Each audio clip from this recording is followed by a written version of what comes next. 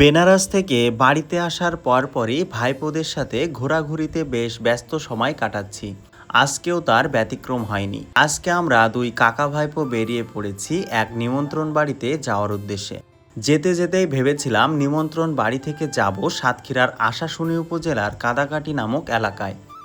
তাই নিমন্ত্রণ বাড়িতে বেশ কিছুক্ষণ সময় কাটিয়ে ভাইপোকে সাথে নিয়ে রওনা দিয়েছি। আমি অনেক আগের একটি ভিডিওতে আপনাদেরকে বলেছিলাম আমাদের সাতক্ষীরার আশাশুনি উপজেলা মাছ চাষ এবং দেশে বিদেশে মাছ রপ্তানির জন্য প্রসিদ্ধ। তাই এই কাদাকাটি এলাকাটিও তার ব্যতিক্রম নয়।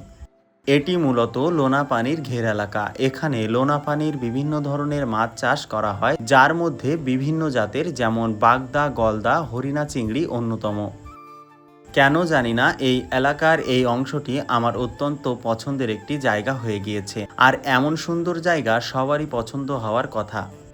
আমার মনে হয় না পুরো বেনারসের কোথাও আমি এরকম দৃশ্য দেখতে পাবো। তাই তো বাংলার টানে, মাতৃভূমির টানে বাড়িতে আসলেই মনটা ছটফট করে এরকম দৃশ্য দেখার জন্য।